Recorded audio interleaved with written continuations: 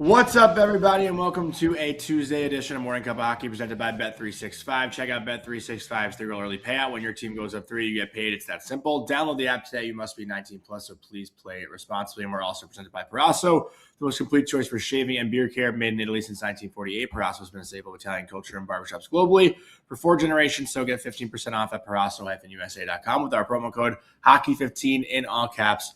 Hockey15. That's Colby, Cohen. I'm Jonny, Lazarus. We got 2 special guests today. We got Drew Shore joining in about a minute here. We'll go into a few different things. Drew actually played for the Carolina Hurricanes a few years ago, a couple games with some of these core guys. So I'm sure it's really special for him to see them lift the Stanley Cup, and what a party it looks like they're having, which I think might be going on still after last night. And then we'll have Dan Bylsma join us. We'll talk about him coaching Jordan Staal, obviously winning the Stanley Cup back in 2009, and we'll get into some other topics. Just from a coach's perspective, we love having Dan on. Colby, anything on your mind this morning before we bring Drew on?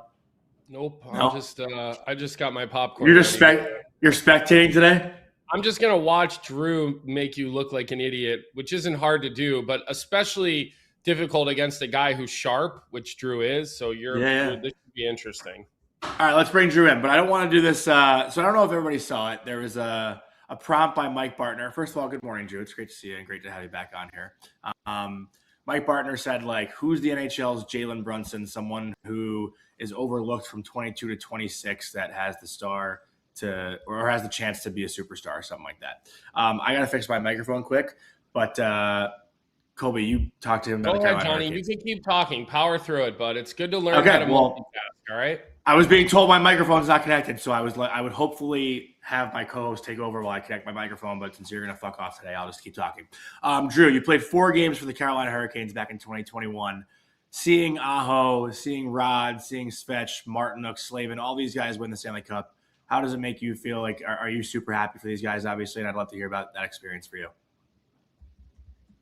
Yeah, I mean, I don't think there's been a team in the NHL that's worked harder and been closer for as long as they have. I mean, I think for the last 7 or 8 years since they brought him in, they've been probably a top 5 team every single year in the regular season and just haven't been able to get it done. And you heard Rod talk a lot about it. It takes a lot of things to go right in order to win. And I think kind of a combination of them staying healthy, some of the guys in Florida getting knocked out early, it just kind of set up perfectly for them. And I don't think there's been, like I said, a group of guys who have worked harder. So it's super cool to watch them win. Are you surprised at the amount of conviction,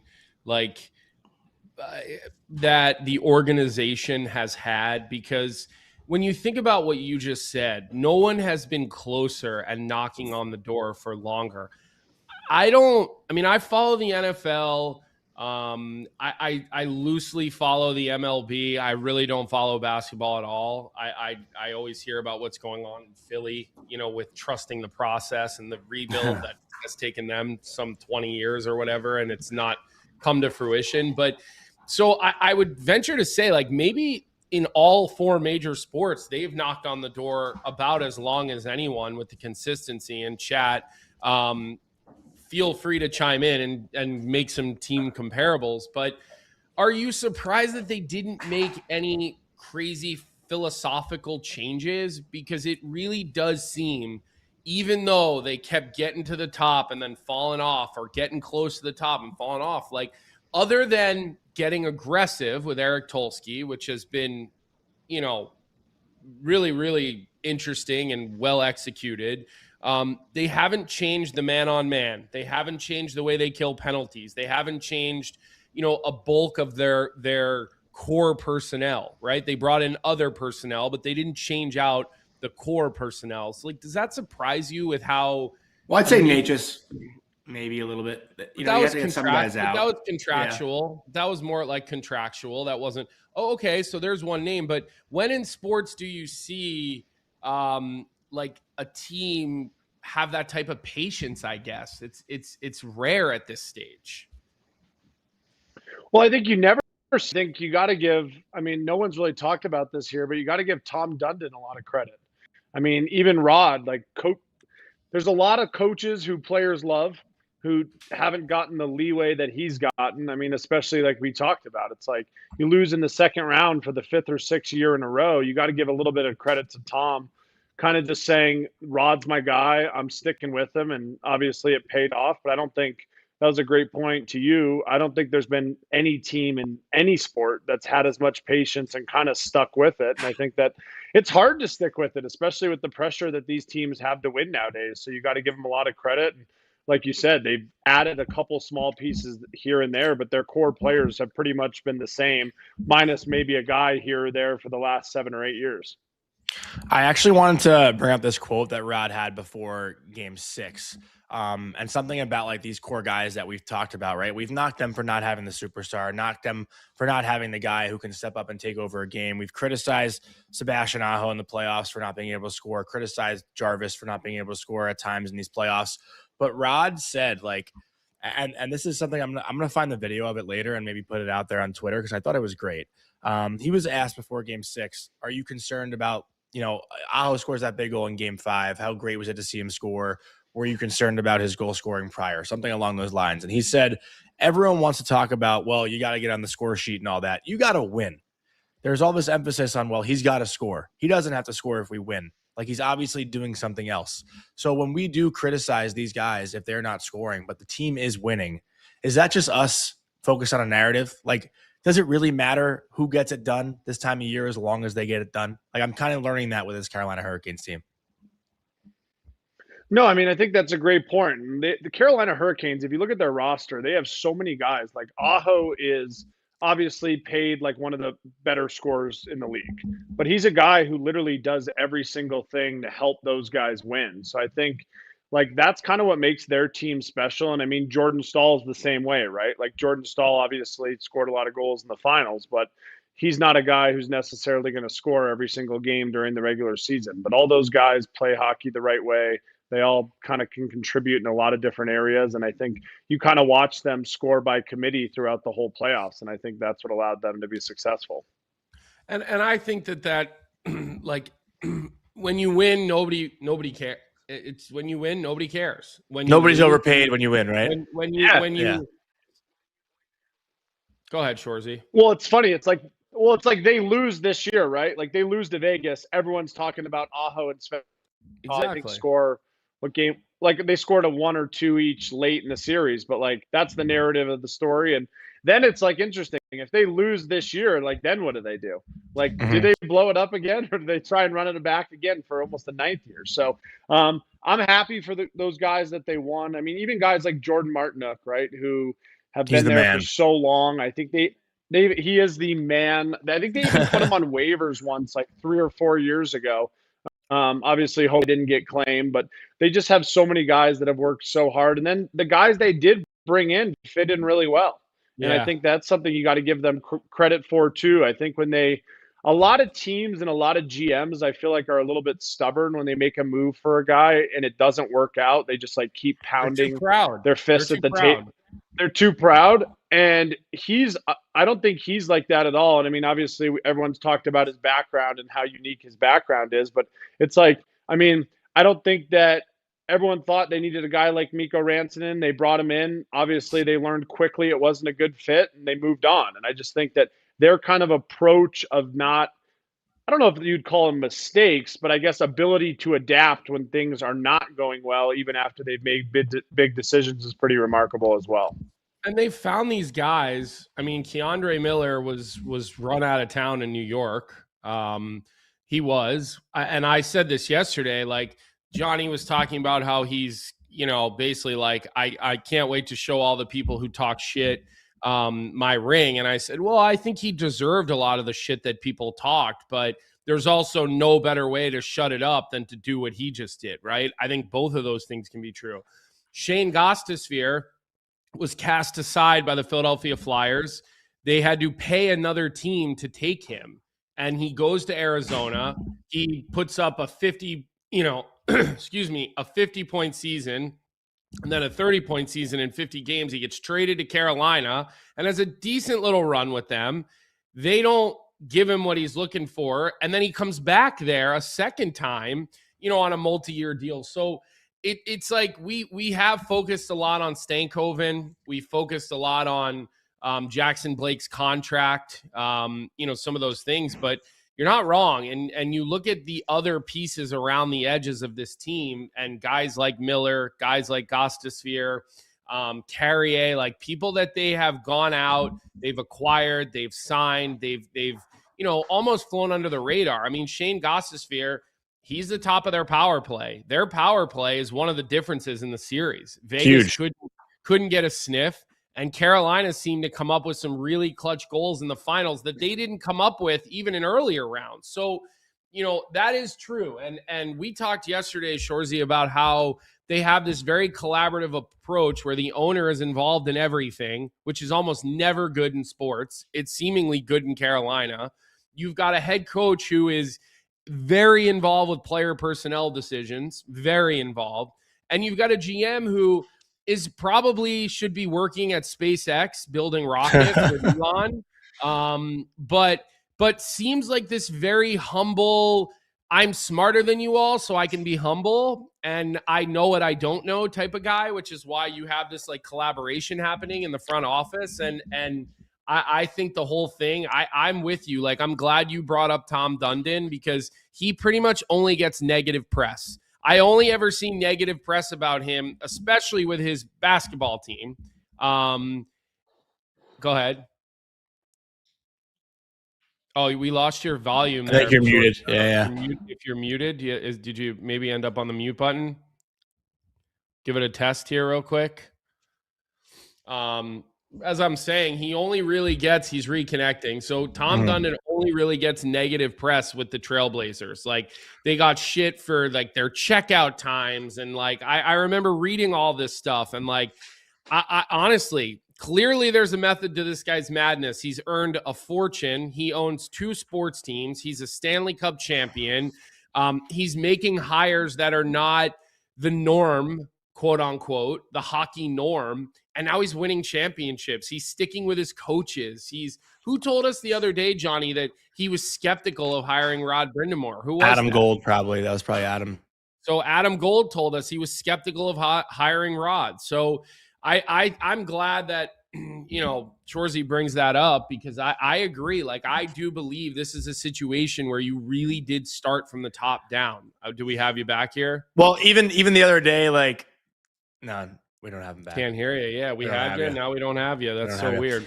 Even the other day, when Carolina decided to fly in Saturday instead of Friday after Game 5, there was a lot of talk of like, oh, Dundon just wants to save a few $100,000 or whatever on the hotel or something. Have the extra day at home. Do we know? Did they fly a second plane for the families? Yeah, I gotta find that out. They did fly. I think so. Well, the families were there, but my question is, did he fly a second plane? Yeah, like in 2011, Jacob's family flew a second plane for everybody's families. So if you could get to Boston, you could get on the family charter all the way out to Vancouver. So I'm curious if they did that. Like, I know the families were there. I know, like, because I saw Shane. Shane's little boy was out on the ice with them and in the cup, and so I do know that they were there, but I am curious if he ponied up to get the families there. I'm curious about that. I know all the families came out Sunday, like the day of the game. They didn't want any distractions, obviously, leading up to the game day. But Drew, let's test out your sound again. Hopefully, the third time's a charm. Am I back?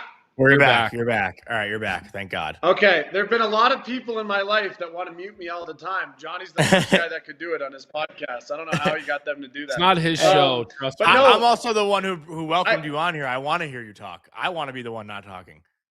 Continue. No, real quick on the Dundon thing. Like, I don't think I've seen one good article about him, even after they won, right? Like, there's not been one. So clearly, he's not very well liked by the media, but he's doing an absolutely amazing job, kind of like you guys said. It sounds like, too, I mean, he gave that interview. It sounds like he's trying to bring an MLB team down there now as well. Oh, really? I'm surprised they don't have one. Baseball is like so popular down there. Like the Durham Bulls, like everyone talks about, everyone loves. Like they should have an MLB team down there. I'm not sure why they don't. That's the only one of the 4 major sports they're missing. All right, let's get into this Brunson stuff because I know we gotta get you off here in about like 10 minutes. When you saw this prompt, or maybe you just saw my answer being Steve Boyum, did you have an answer of your own, or did you have someone in mind that you were thinking of, or did you just want to shit on me saying Steve Boyum is the Jalen Brunson of the NHL? I actually thought this was a great question. I don't even. It's a remember great who put question. it out. I mean, Mike Bartner. it's a great question. The obvious answer that came to mind right away for me was Stan Cohen.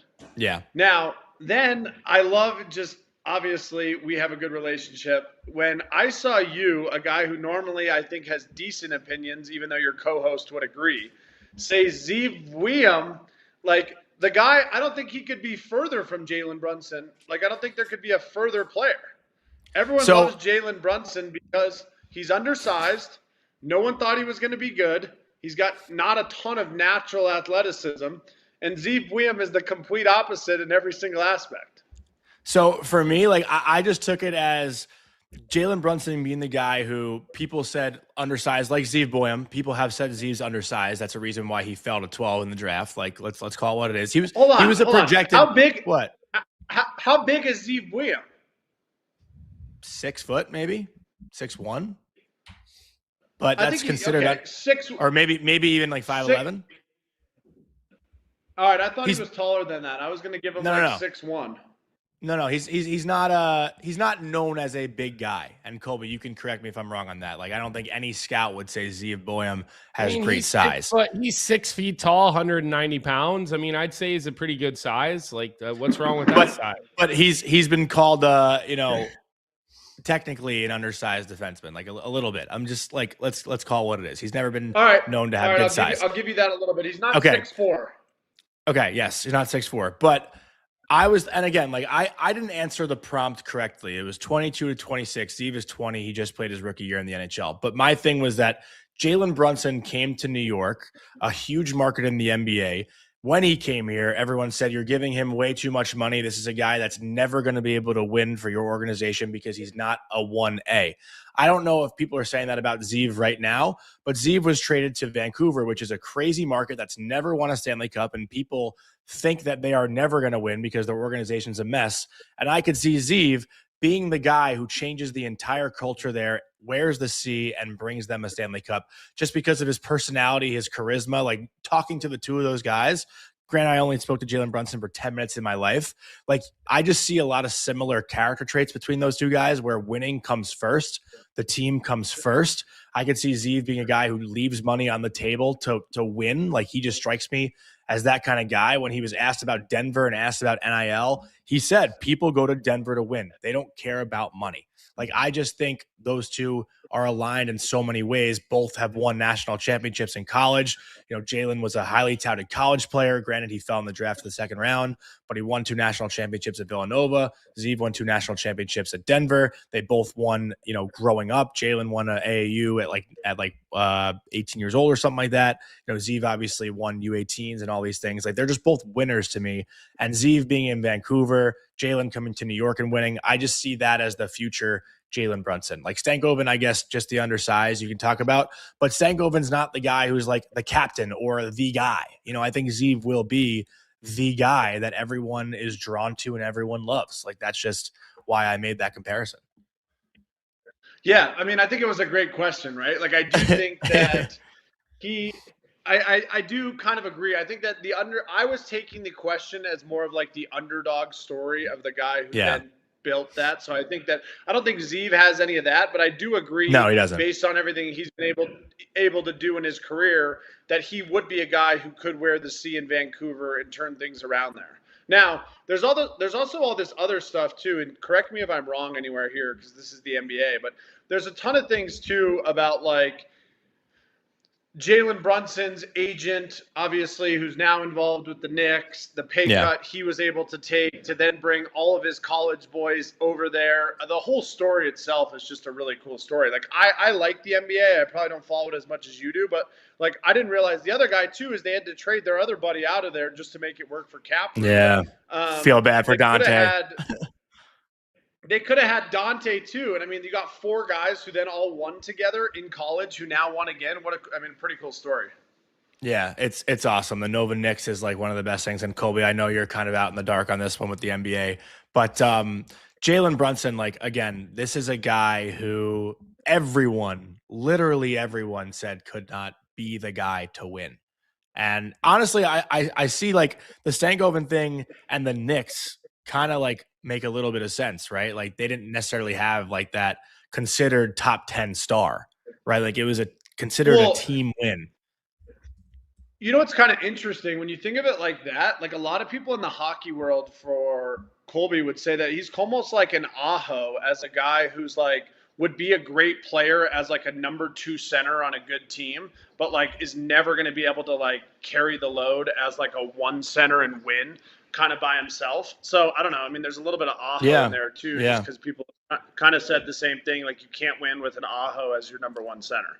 Yeah, and again, our chat, MYR Marine, like I am a Knicks fan. I say Jalen Brunson is a top 10 player in the NBA. I don't think nationally that is the case when you talk to people. Like now he is. People are going to say that now, but no one said that 2 years ago. Like that is the whole point. Like it's a guy who is overlooked, not talked about enough. Now that he's won, you're going to hear it. Like that's just how sports works, right? You don't give the guys their flowers until they earn it. Like that's just what the world is. So I have MYR Marine constantly arguing with me, and he said, like, I think he said in the chat before that Mitch Marner could be considered that, which makes no sense to me. But it's just a fun argument to have. There was a lot of different answers too, which I think made it more fun as well. Like there were so many different names that I saw in the replies. You know what's funny too is obviously this is hard to put a number on, but like people are now talking about like the lifetime value of him winning in New York for him personally. Like it'd be pretty hard to put a number on that, but like the amount of money he's going to be able to make now, just lifetime going forward, like I think he easily surpasses that, even that absurd amount of money he left on the table. 1,000%. Colby, you were going to say something? I've just been kind of chatting with the chat as you guys are talking about this stuff, and like some of the topics that are coming up, like I'm just like kind of laughing at some of them. It's like a lot of it is coaching, right? People are like, these are just random things people are talking about right now. They're Torts got out coached in the finals. He changed his lines. Well, guys, like his lines weren't scoring. You got to change your lines when things aren't going well. You have to try different things. Rod Brindamore early in the series had to tweak his lines and move some people around. And then he went back to it. Right. And then there was another comment by Dean in our chat where he says Torts is a great motivator, but his hockey intellectual capabilities is meager. Like, let me explain something to you guys. For you to stay in the NHL as long as John Tortorella does, he has more hockey IQ and knowledge in one of his pinkies than anybody you know in this entire world combined. Like, Jack Eichel scored no goals. Mitch Marner couldn't produce in the last 3 games. Like, again, I don't even think Torts is going to keep the job. It sounds like it's all but done that Ryan Craig is going to keep the job. But I just like, I think that just throwing these blanketed statements out there and saying like, oh, so-and-so got out coached because they lost. Like, I don't know. Like, your team overpassed the puck on the power play. Like, is the coach out on the, I just, you know, I know it's easy to just blame the coach, and you guys know me. I stick up for the players all the time, but like, I think if you ask Jack Eichel why they didn't win, he'd put it on his own shoulders. He'd say, we didn't win because I wasn't good enough. Like, that's how Jack is. Like, Jack's a leader. Like, Shorzy.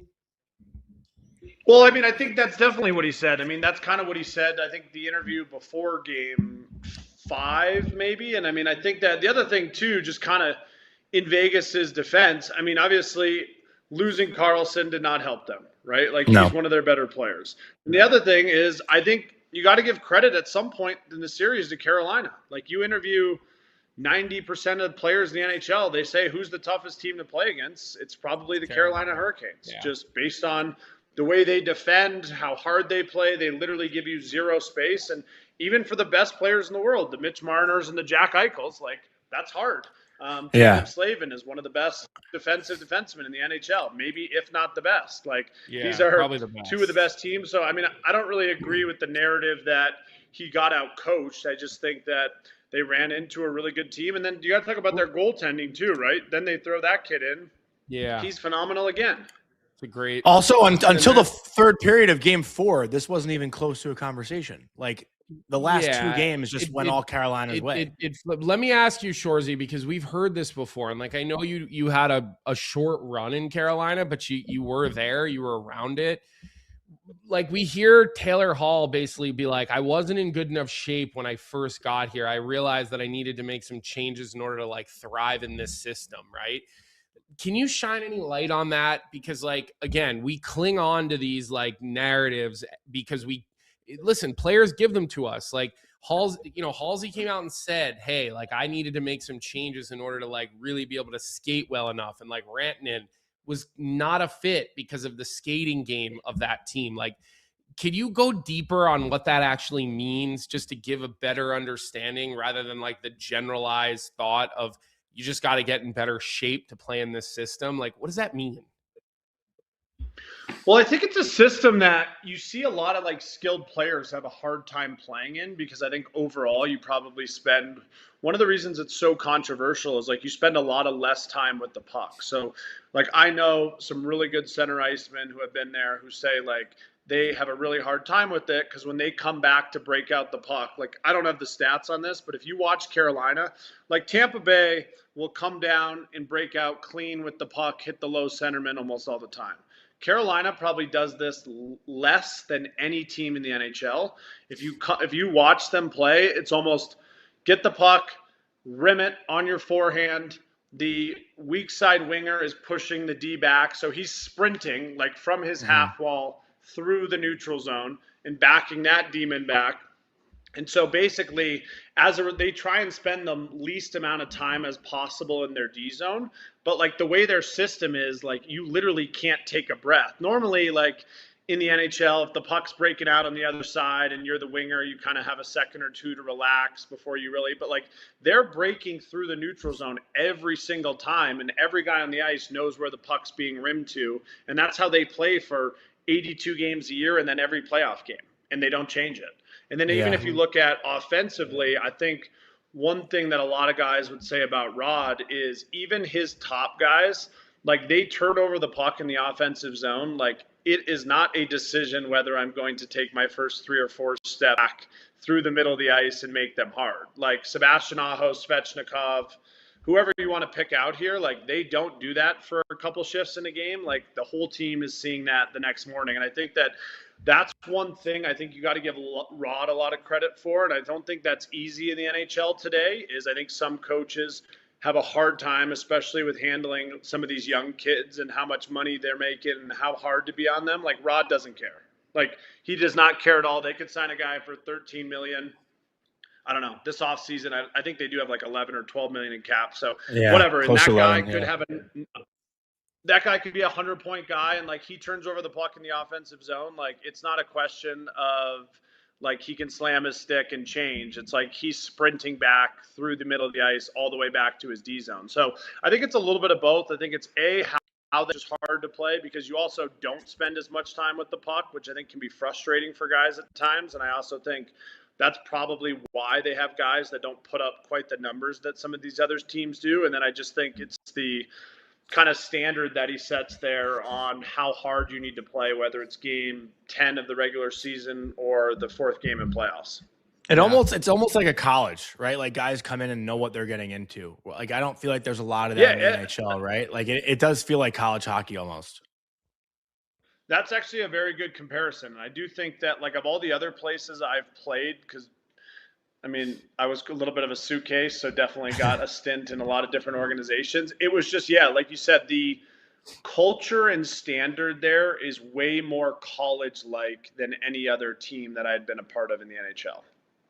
Yeah. Well, and that's you also, I mean, like you played for what, Guaz, and at Denver, I assume, right? Guazdecki was still the head. Yeah. Listen, Guaz, it was, I mean, and Jack Parker was like this, Jack was a dictator. It was Jack's way or, sit down and shut up. And that's how that was in college. Right. So Shorzy, we really appreciate you coming on with us today. And as much as the whole NBA thing is over my head, we do like getting your point of view on this stuff. And we'll keep in touch with you through the summer. And I'm sure when Denver's marching to Washington, D.C. next year, we'll get you back on to talk about that too. Yeah, it was always a pleasure to come on. I enjoy your guys' show. The drama we're starting to get in the NHL is starting to turn the league into the NBA, especially in the offseason, which we never really got into today. But overall, I think it gives us all something to talk about and is good for the sport. So I know you guys have got another big interview coming up. Have a good morning and talk to you guys soon. Thanks, Shorzy. Appreciate it. Be good. I want to keep this Yep. coaching conversation going with Dan coming on Yeah, right now. Like, me 'cause too. I want to get his opinion because I'm gonna stick up for Torts here. I really am. To me it just feels like a lazy narrative to just say because a team lost, the other team's coach got out coached. Like, so let's bring Dan on this morning. Dan, good morning. Great to see you. Always great to have you on. Perfect timing because this has organically happened from our chat. Because I'm sitting here like arguing with everyone on the right in our chat about John Tortorella and like they're like, well, he got out coached, and I said, well, Jack Eichel had 0 goals. Like, Torts doesn't have a stick. Torts has a note card, and I don't know. Like, is it fair to just point fingers at the coach here? Like, he tried to change the lines. Like, he gave his team confidence. Like, he lost his He just number didn't 2 change and the most goalie. important center. I don't know if that would have done. I don't know. Like, I'm gonna fight that narrative that John Tortorella was out coached here when Jack Eichel scored 0 goals. Dan, that's my position on the matter. I think that's a good position to take. I think the difficult part about the conversation is I think for 3 playoff rounds and maybe 2 games, we'd be talking about how John Tortorella coach was the difference for the Vegas Golden Knights, and to quickly turn after a few losses and say now he got out coached in the finals. That just reeks of armchair quarterback and easy to do from behind, from our couches and our basements, and it's just not the case. And hockey is a game of mistakes, and as a coach behind the bench, you make a ton of mistakes throughout the game and throughout the series. Like that's going to happen. The line changes that you make, the person you decide to be on the face-off, late in the game. There's a ton of mistakes, decisions from the coach throughout the game, and if you want to look at 1 or 2 of them to say he got out coached, that's just completely erroneous. I think the opposite should be the case. I think we should be applauding the coaching job of John Tortorella to get from the last 8 games of the season and to get the Vegas Golden Knights through 3 rounds of playoffs. I think he did an outstanding job with handling the team, handling the players, and handling the situation. And hats off to Rod for Carolina winning, but we shouldn't be looking at John Tortorella as getting out coached for sure. I couldn't agree more. I think his team ran out of gas. I think those guys looked dead. Like, the defenseman by the end of the series couldn't move. Like, Coughlin, I don't think played because he was physically just unable to play. William Carrier must have smoked him 10 times in each game. Hannafin, again, he looked dead. Like, these guys just look tired, and that's what Carolina does. They just wear on you. And I think, a big part of the success that the Canes had, they had to play 8 games leading into the conference final, and then they play a 5-game conference. These guys were as fresh as could be going into the Stanley Cup final. They could play another 7-game series right now if they wanted to, I think, and be totally fine. Yeah, I mean, the playoffs 7-game series is a war of attrition, but the Stanley Cup is 4 series of potentially 28 games. It's a war of attrition, and then as the playoff goes on, you see teams lose the war of attrition via injury, via McNabb. How was he feeling? Like he's a guy who obviously got the puck in the face, and I believe he had an upper body injury as well, and he battled through it. And at the end, he's not going. I think losing William Karlsson in Game 5 in the beginning of the game, so essentially they lost him for Game 5 and Game 6, was a massive blow to Vegas, and you saw, forced to switch to Marner back to center, and the lines get jumbled up again. And I think the Carlson line was, doing extremely well for Vegas through the first couple games, and just to see him leave the bench and to see him not playing Game 6 was a massive turn for the series and for Vegas. And I 7-game series, that feels like a long time, but moments happen and the series switches. You lose a Game 5, and all of a sudden you're now facing elimination in Game 6. Like it happens really quick in those series, and it can flip both ways. And I think you see Carlson go there, and then that game goes out their way, and they win Game 5. Now they're going on to Game 6 for a chance to win. And I think that was a huge factor as well. And talk about coaches' decisions. From armchair coaching, looking at the Freddie Anderson decision and going with Bussy, I was on record as saying I thought he was going to go back with Anderson, and we'd see Anderson back, and that didn't happen, and that was the right move. Obviously, at the end, but it's the right move because Bussy comes in and wins hockey games, and they win the Stanley Cup. So, hats off to Rod on that decision. But you and I don't know the full information. We don't know how Anderson was feeling. We don't know if he's dealing with an injury.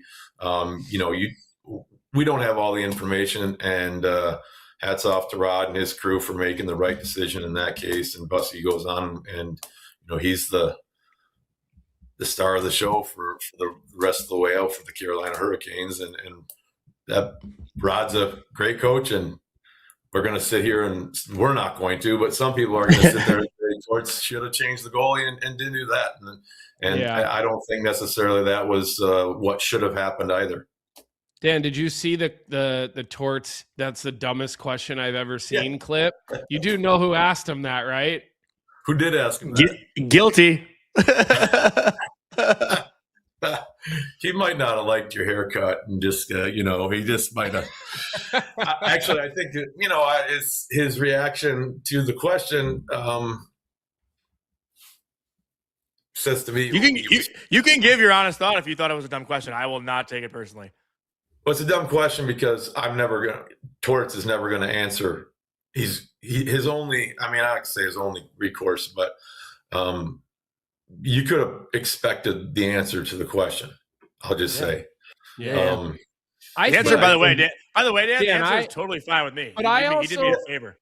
Johnny handled it really well. He became a celebrity overnight. He loved every second of it. Once he got over the initial shock and illness. But I said to Johnny, I got to tell you something. His response to you was for Carter Hart to hear, not for you. That is my initial reaction was he said that for Carter, for his confidence.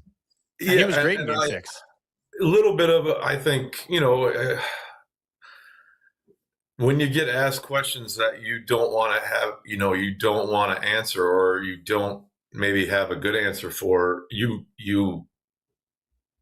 behind the mic, you react. You're reacting emotionally. You're reacting like, I don't need to hear this question. I don't want to hear this question. And it's not a question I'm going to give you an answer to. So, he reacted, the way Torts has reacted in the past. And yes, it was an answer for his goalie. It was not an answer to the question. It was an answer to say, no, this is my guy and we're sticking with him. And it was fun to see. I'll say that. Yeah. And you got to ask. There are questions that you don't need to ask. I've heard a few of them, but that's legitimate, well within a reporter's right to ask the question. I think that's the glory of being not behind the bench, is like, should he call a timeout? Should he not call a timeout? Should he pull his goalie right now? I'm asking those questions to myself when I'm watching the game. Should he get him out of there right now? Was it the right time to get Anderson out of there and Bussy in? And in Game 4, I believe that was, that's we're all asking the question. So do you We don't have a we don't running all get a chance to ask it. We don't all get a chance to ask it to Torts, but we're all asking the running question at different dialogue times. And what's all that? game? Like, are you running dialogue in your head to yourself the entire game when you're behind a bench? When I'm behind the bench or when I'm behind the TV set? Well, I mean, listen, I think like when you're behind the bench, like when you're on the bench and you're coaching your team. I know you go in very well planned, like that. I know that's just like a given.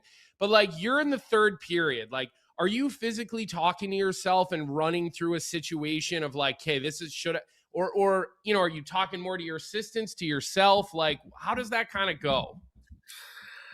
Well, that was a interesting question I saw posed to Rod about mental preparation before the game. That was also me. Good question. I don't think. Well, I don't. Rod kind of said, "No, I don't do that," and I think that was a little bit of a lie. At least it is for me, because I guess as a player, what was my mental preparation before the game? You play the game in your head. You go through the scenarios you're going to be in and see yourself making the play and doing those things. And I laughed a little bit because he said I didn't visualize myself blocking shots, but I did. Great. Yeah. As a coach, I think the mental preparation for the game is you go through every scenario that could possibly happen in the game, and who you're going to put on the ice, how you want your team to react in it, and those are all good. Those are good scenarios and bad scenarios. You don't just talk about perfection. You got to plan for PK. You got to plan for power play. You got to plan for 4-on-4. Who's going to go out? Defensive zone faceoffs. When you have a chance to have a matchup, when you don't. Those are scenarios that are going through your planning going into a game, and they're happening while you're on the bench. So, I don't know if I understand what having a goalie having a short leash is. Like a lot of times I hear people say that, oh, he's going to play. He should start, but he should have a short leash. Well, that's just pre-planning for what could happen in the game. You expect your goalie to go in and stop all the pucks and you win the hockey game. But what happens if he lets in a one early? What happens if he lets in a shaky one?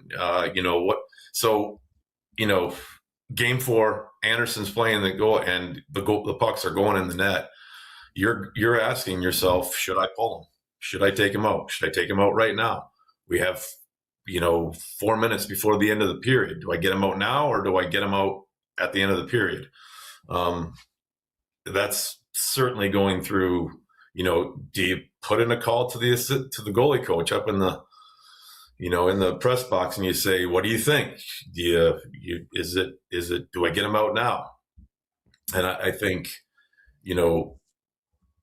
those are conversations you're having in your head. Those are some conversations you're having with the assistant coaches on the bench, but those scenarios are happening all the time. And I think you pre-plan for them so that you have some idea of what you might do in those situations. But the gut instinct of the coach, knowing your bench, having a good feel for it are things that go into what decisions you do make in those moments. It's funny that you picked Rod's answer for that too, Dan, because I did ask both coaches. I asked Torts that same question as well. And Torts said it's impossible to do that because it is a game of mistakes. Like I could plan as much as I want, but so many mistakes within the game are going to happen that it almost makes it impossible to do so, which is kind of like what you're talking about, right? And it's how you started the conversation this morning. So I found it interesting getting, both perspectives from each guy.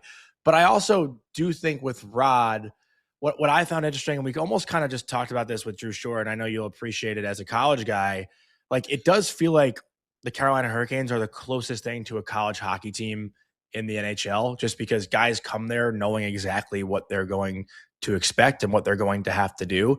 And I'm sure for you as a coach, you must have a ton of appreciation for that, because it's got to be hard to get guys to buy in like that right away. I know Rod's been there for 7-8 years, but it really is the closest thing I can think of.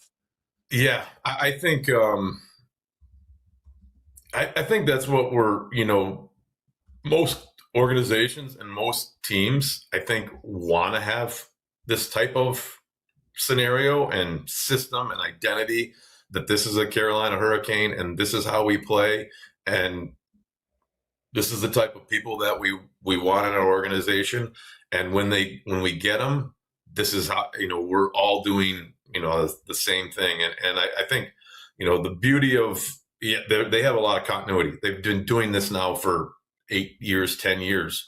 And you can see, they haven't been perfect. They've done some things, and you've seen people come in and not fit, and they move on. They've gone in other directions, and you've also seen people who, might not think they fit, but they come in and, Taylor Hall fits. Taylor Hall, yeah, I was just going to say. Taylor Hall fits, and he fits. Maybe he's at the right point in his career. Maybe he's at the right point in his mentality of who he is as a player now, and he comes in and he fits. And I think the greatness of Rod's coaching is that the identity of how the people that you want and how you play is so clear, and how he wants the guys to play and how is a hard thing to do. But they all, I say they all do it, but for the most part, they're, hell or high water, their team plays that way. And that's an awesome thing to see. And yes, it's more, it's more reminiscent of a college program that, it is able to establish that identity, establish that, Rand Pecknoll and Quinnipiac is a great comparison. A great example of it. He's had a ton of success, not by necessarily having the greatest players, but by, when you go to Quinnipiac, this is our deal, this is our program, this is how we play, and come hell or high water, they play it. And Skylar Brendamore. I was just going to say, there's a reason. I mean, there was a lot of. I first met Rod at a Quinnipiac game years and years ago when Skylar was there, and then he was there when they won the national championship. He was able to fly in, and I know that Rod has actually had Rand down to training camp before. Skylar plays for their American League team. I mean, they had Yannick Peretz, the goalie from that Quinnipiac champion. he came up a couple of times, so that's a great comparison. We've had Rand on this show before too. I mean, I don't think there's a coach in that level that's done more with less. Now, I think the field has been I think the school gives him the resources that he has earned, and he has earned them. Ethan Wittenbach. But nation's leading scorer this year. No one has done. He literally was coaching out of a broom closet when he took over there 30 years ago. He told me that straight up. My office was a broom closet that I had to rearrange for the janitor so I could get a desk in there. I mean, his story is remarkable. His kid played for me last year, Dan. So I actually have probably gotten more coaching direction from him and more time from him in my very, very young junior hockey coaching career from Rand. So I'm glad you brought him up, because that is really a great apples to apples comparison, those two programs on how they do things. That's a great call. There's a couple other examples in the National Hockey League that, I think the Florida Panthers, it's a pretty good sample size, I guess I'd say now. They obviously last year wasn't the best success year for wins and loss for their team, but they do things a little differently, I'll say, than most teams, and they play a certain way. And Maurice does a great job of it's not necessarily X's and O's. It's more mentality wise and motivational wise, but they have a similar mindset, similar identity with how they play, and just having talked to a few players that played there in the past 4 years, that they got that, and they're doing that, and I think. We see Rod last year in the playoffs in his exit meeting say that's the standard. That's what we're trying to, become and be better than is the Florida Panthers. So, there's not a lot of longevity in the National Hockey League for organizations and players in spots, but the good organizations and the good teams are trying to get to have their identity and the way they play and, be so clear like the Carolina Hurricanes to have success. I had a coach, I don't know if you know Rick Gawkin with Mercier's. Rick Gawkins, he's been there, he was there for so many years, but retired this year. Rick is, one of the best guys, but he always said it's not about the X's and O's, it's about the Jimmies and the Joes. Like it was a great saying that he had. It's all, personality based, and it's not necessarily about X's and O's and whatnot. So hearing you say that kind of reminded me of that. But Colby, I know you want to go to the Jordan Staal talk here. We obviously got to talk about him, right? You coached him at a young stage of his career, and he was a young guy surrounded by Mount Rushmore people in Pittsburgh, and I feel like a lot of times the coaches, they reflect and they talk about things they might have seen in a player. Like Jack Parker does this a lot when, there's so many BU guys that have gone on to be coaches and managers. And, Coach Parker, whether he's full of shit or not about it, like he'll tell you when he is, but sometimes he'll say, like with Jay Pandolfo, like I knew Jay would be a coach one day. I don't hear him say that about Chris Drury, but I hear him say it about Jay Pandolfo. So, it just depends, right? When you had Staal at that age, and now you look at him as a 37-year-old captain who's been in one place for a long time and is a guy who is just, it's all here for him. He's so much smarter still than everyone, but it doesn't matter that he doesn't skate like a European sports car at this point, like a lot of these other players do, even though they skate well, but they don't accomplish a whole lot. You watch him, he doesn't need to skate faster than everyone else, and he accomplishes 5 times the amount. And so, like, are you shocked? And does this surprise you on what he has become in his career and a winner and a leader? And just the way, I just, like, it was remarkable what he did in these playoffs. Awesome. And I think I think for Jordan, I don't need to speak for Jordan. I don't want to speak for Jordan, but I think scoring the consecutive goals in the finals finally got everyone to see how valuable he is on a nightly basis, on a shift-by-shift basis. I think, I had Jordan 19, 20, 21, and partially 22 years old. He has a burning desire to be a great player, and maybe being a great player means you score 50 goals and get 100 points, and that's never happened for Jordan. But I think he's matured in knowing that his game, the game he plays, the heaviness, he's great in the face-off circle. He's a great PK guy. He's heavy on pucks. He plays the right way, in air quotes on the right way, but he plays the game of hockey the right way all the time, every day, on and off the rink. And scoring the goals in the finals gets him, the recognition of maybe, or the attention of being a great player. But he is a ultimate consummate hockey player, character, work ethic, physicality, and it yes, it comes to fruition as 37 years old and winning the Stanley Cup and the Conn Smythe, but he's been doing it now for 20 years, as a coach on the sidelines, you don't really know who you want to win the Stanley Cup. I was so happy to see the Carolina win and Jordan get the recognition of being a great player and being a difference maker for his team and lifting that Stanley Cup. That was awesome. He did score 20 goals this year. It was the first time he's done that in 10 years, which is pretty ironic. Like, it's not like he didn't, he didn't put up a ton of points, but he had 20 goals this year, which is he's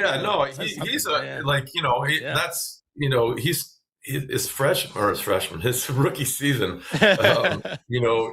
He scored 29 in his rookie season, and I think he had 7 shorthanded goals or something that season. I think his rookie season went dashingly and fabulously well for him, and he got 29 goals.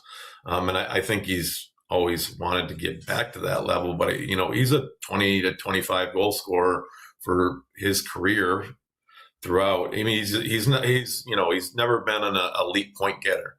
He's an elite player of the game. There's so much value that he adds to the team from a leadership standpoint, from a playing standpoint. He's a huge man down the middle of the rink. I think every great team has a player like Jordan Staal down the middle of the rink. One of my favorite Jordan Staal moments is, that 24/7 when you sent him all the way up to the last section in Heinz Field. That's a great clip always. Marc-Andre Fleury saying, "I'm sending you all the way up, all the way up." Like, I love that shit. That's so fun, man. By the way, you're supposed to hike your way up to the top of the stadium when I think it's a juice boy or it's a shootout thing that we were doing, and you're supposed to hike your way all the way up, and he got up to the first concourse and ran into someone with a cart, and so he took a cart around halfway around the stadium to get up there. He didn't tell me that till later, but Dan, before we let you go, I wanted to ask you what your thoughts are on the whole Bruce Cassidy situation in Vegas. And it's like, and it's funny because, I played for Bruce, and he must have been in Pittsburgh for the coaches convention over the past couple of days. They had that, coaches convention, because I got a really funny picture from him and a couple of guys that he coached, and they were all out golfing. And it's just funny how you get to know people in a different light after the fact, and how you can all really come together, even when things were tough when you played for someone. But I've gone on the record and I've said I don't like what Vegas is doing. I think it's a bad precedent, but I also, from just a strictly business standpoint, I get why they don't want him going to Edmonton, because they don't want to lose to him next season, or fear of losing to him next season. So, while I don't like it, I guess I can find a way just to put a business hat on and see it from that point of view. You're in the coaches union. Like, that is a fraternity, right? And I can not imagine you're okay or you like it, but I don't want to put words in your mouth. And I'm curious what your feelings are on that whole situation. I also understand that you could be the coach for Vegas at some point. Who knows? So there's that too. So I'm just curious, maybe whatever thoughts you are willing to share on it. I have, professional opinion and emotional opinion and, personal experience opinion on the situation. It doesn't make so much sense that you don't want this gentleman to coach for you anymore, but you're going to stop him from coaching somewhere else. Mm-hmm. It doesn't make much sense to me. Now, I think when you're hired as a coach, especially at the higher levels, and they say you're hired to be fired. And, when you negotiate your contract, you need to keep in mind that you're going to get fired someday, and you need to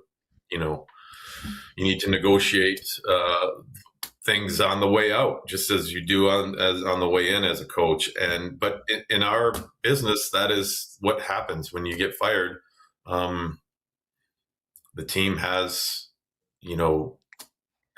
the whatever, I don't know if it's legal rights, but they have the rights to contractual rights. It's happened many, many, many times where the team that wants to hire you has to call and get permission to interview you, and it's happened a lot. This is not the first time something like this has happened. This one is the most prolific, and we're seeing it happen. And and publicly we're seeing the no from Vegas. But I can guarantee you that a bunch of other coaches, including the one sitting here today, have experiences where this didn't happen.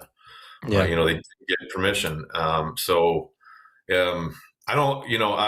I like to see it change. I'd like to see Bruce have the ability to go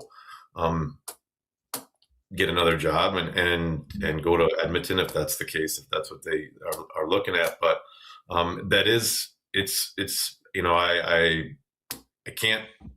I'm not upset at Vegas. It's their right. It's how hockey works. It's how we've gone through this. I'd like to see a change, and I think again, I don't even know if it's something you can as a new coach talk about. Like, okay, when you fire me, these are the parameters of which you can fire me, and then going on to the next. So I don't like to see it. I'd like to have Bruce. I'd like to have all the other guys that have a chance to go work somewhere else do that. But I also, this one's not the first time we've all seen this happen. So, but this one might be big enough one where things change in the future if we come to a better solution. Yeah. Dan, I got one more for you. And again, I just want to thank you for your time and sorry for keeping you a little long here this morning, but we always try to take advantage of you when you're here because we love having you on. I'm just going to be honest. But I want to be careful. Obviously I've asked some dumb questions in the recent past. So I want to be careful how I phrase this, but as a Michigan man yourself, I'm going to ask about Larkin, but as a Michigan man yourself, someone who coached for the Red Wings, I think a lot of us assumed that Larkin would be a Red Wing for life just because he grew up there, he played for Michigan, and he's now the captain of the team he grew up idolizing. In your time there and now being, I guess 5 years removed or however many years removed you are, could you have seen this coming, knowing that they wouldn't make the playoffs for the next however many years? Like that's kind of where I'll go with the line of questioning. Could I have seen this coming? I don't know if, no, I guess I say a no. I think Dylan, he's a passionate guy. He's an all-in guy. I think has meant the world to him to play for the Red Wings and to be the captain of the Red Wings.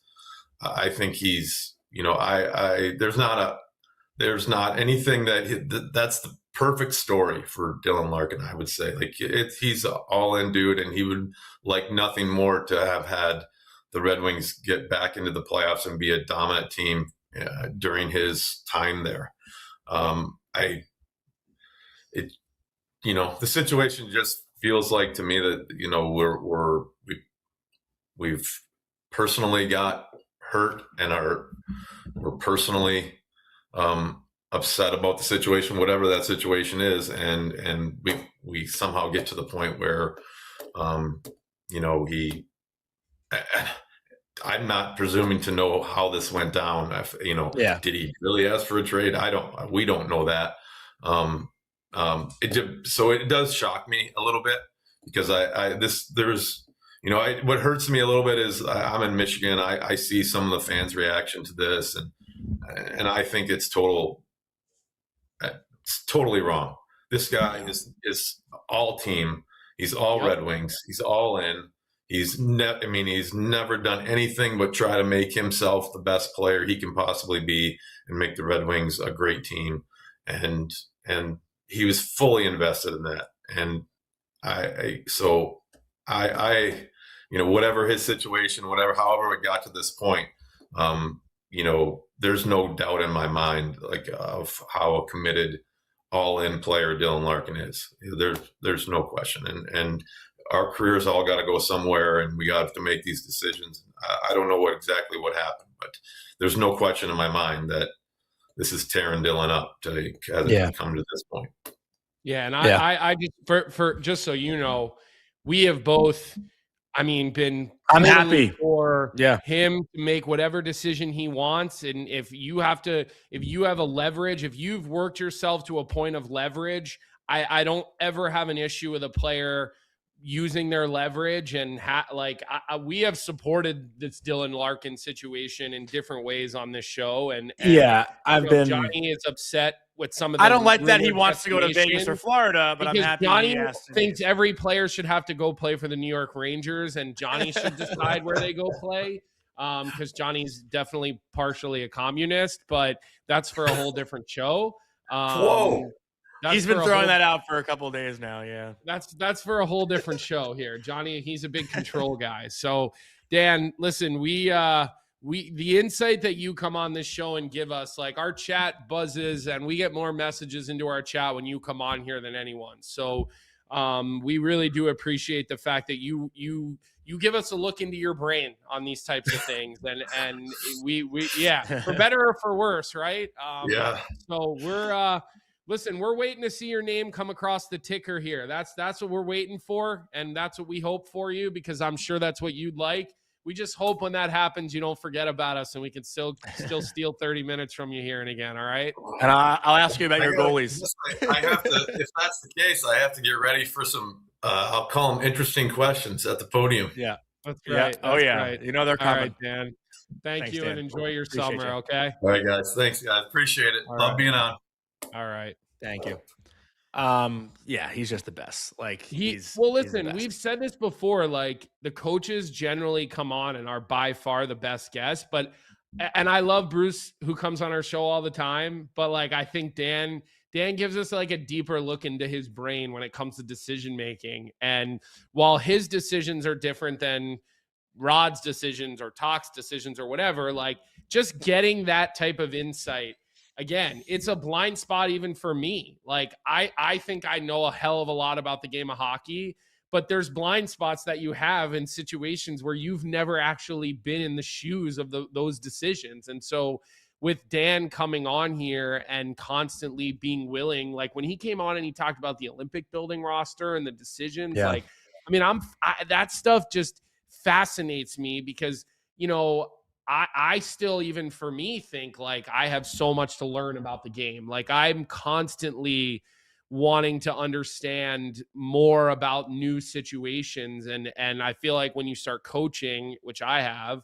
you even get more curious about things. I mean, I'm so lucky that certain people are only a text away when I don't have any fucking clue what to do. Our power play breakout's not working. And I've talked about how Rand Pecknold would sit and do Zoom videos with me last year. And I'd be like, hey, like and Rand went through a bunch of face-off plays with me last year. Like and it's funny, previously the face-off plays that I love, I learned we used them in school, Johnny, which we learned, and we ripped off two of Dan's face-off plays because they came to BU and would practice at BU before they played against the Bruins. And they would go through all their power or their offensive zone faceoffs and breakout faceoff plays. And we stole them and used them at BU. It was a Pittsburgh one-timer faceoff play that I probably got. It was off the right circle, which was perfect because I played the left side as a righty, and the defenseman would shift down the wall a little bit. The forward would stay, and the one-timer wouldn't come from the left point. It would come more in the middle because the winger from the inside hash mark had an indirect route. Like, if you were on the left, they had a straight line out. If you were closer, it was like a 4-foot pass. And it was just this quick little one-touch play that we got from Dan's team. We watched them do it at Aganis, and then we started using it at BU. And I'm telling you, like, throughout my last 2 years at school, I scored a bunch of goals on this play. I try to get our team to do it now with the Titans. Now, granted, guys I find the young players hate one-timers. Like, we get one or two. Well, they don't know how to take them. They don't know how to take them. Well, part of it is that they all play with 70 flex sticks. So you don't really have, like, when I was 15, 16 years old, I was already using 100 flex. I think I was using 85. Yeah. Right. So, but I'm even 85 then. I mean, now think about it. These kids are So I just love getting the insights on those types of things, like hearing Dan talk about the coaching decisions. And like I always say this, I think coaches get too much credit and too much blame. Well, look at the conversation we just had. We were talking about John Tortorella being the savior of the Golden Knights. Now we're talking about him being it's the exact conversation. All within 2.5 games. Yeah. This was, again, the Golden and listen, Rod will be the first one to say, like, I put the structure in place and I hold everyone accountable, but I'm not the one on the ice. That's why Rod said this cup isn't for me. It's for them. I also asked Rod after game 2 about how he made adjustments. He goes, yeah, you make a little adjustments, but we're playing the same way. Like, it's not like Rod made adjustments throughout the series. They played the same way. Rod put a standard in, and then that's the standard, right? He switched Martinook and Jarvis.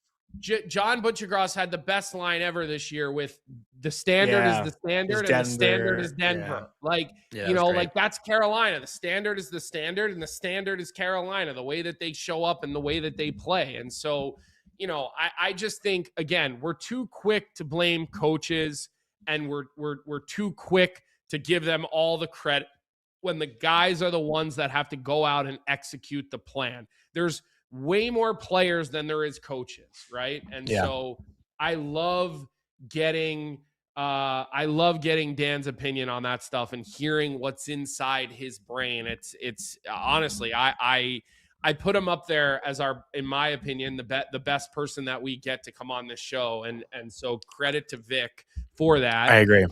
And then also congrats to you, New York Marine. I'll say it out loud, expecting their third child. He let us know. So congratulations. I'm not going to tell my wife because she's all over me right now, wants to have a third kid. And I'm like, I already have a third kid. I have to take care of this idiot who I do a show with every day. That I have enough to look out for with him that I can't afford another child. Congrats, New York Marine. Congratulations. Your kids aren't on my shit list, but you are. All right. So Johnny, whatever you have to say it quick. Yeah. Let's do Bet365 and then we're going to call it. I just wanted to read this quote. I saw it from an article yesterday about Sebastian Aho and like with all the Larkin stuff. And I know these are two completely different organizations, separate situations, but reading Aho like talk about this, and I'll just read it now. Like, it was talking about when he was going to be a free agent in the summer of 2023. When you have the opportunity to be a free agent, it's a massive moment in your life as an athlete. But every thought I had that summer led me back to one thing: Canes fans. I saw the way Roddy was treated, the love he had for the city. I wanted that. My wife and I love living in Raleigh. This is our place. This is where we're supposed to be. And also, I'm a bit stubborn. I'm not giving up until we win. I promise that. I think I'm a Hurricane for a reason. I know what that reason is, and I will do everything in my power to make it happen. Like, that is just, if you're a fan of the Carolina Hurricanes, like that's the best possible thing you can read from arguably your star player, right? And hearing this like player empowerment stuff, it is nice to also have that loyalty part, right? Like, again, we've been fully supporting too. It's empowering to love where you are. Like, it's empowering to love going to the rink. That's empowering. You're right. The same You're way. Right. It's the same thing. It's just a different way to get there, right? So, we're going to keep talking about this stuff. One thing we're going to start looking at some other teams and talk about what they need to do in the offseason. We'll definitely try to make our way through most of the non-playoff teams, maybe some of the early out playoff teams, and just start talking about them over the next couple of weeks. We'll have 2 more shows this week. We'll have a full week next week, and then we'll have almost a full week the first week of July. So hang with us. Keep coming. Keep subscribing. Keep liking. Keep downloading the audio versions. And we will still continue to be here with you guys every day. We got a couple of weeks left here before we put a bow on the season. And then we'll all take a little bit of time before we start shifting into next year. So, Johnny, give us our Bet365 read for the day, and we'll go from there. Yeah, so tonight's Bet365 or today's Bet365 bet of the night, we're going to look for next season and the odds for next season's Stanley Cup champion. There are a few things more stressful in a close hockey game. One night back check can make all the difference between a chance of playoff glory or an early spring tea time. That's why Bet365, an official partner of the NHL, is offering a 3-goal early payout. The team you're riding goes up 3 goals at any point in the game. They'll pay your bet out early. Hockey fans have enough things to stress about, but with 3-goal early payout, now your bet's not to be one of them. Bet365, down the ad today. You must be 19 or older. And just looking at next year's Stanley Cup odds right now, the Carolina Hurricanes obviously are the number one team at plus 650, the Avs at plus 750, the Lightning plus 1100, the Oilers plus 1100, the Golden Knights 1100, Florida at 1100. That'd be my pick right now. I would put money down on Florida at plus 1100 if I were to take a cup winner for next year. I think they'll be right back at it. And then the one that stands out to me, the Anaheim Ducks have worked their way into the mix at plus 2,500. So they're toward the top of the league. But that's all I got, Colby. Back to you to finish it up.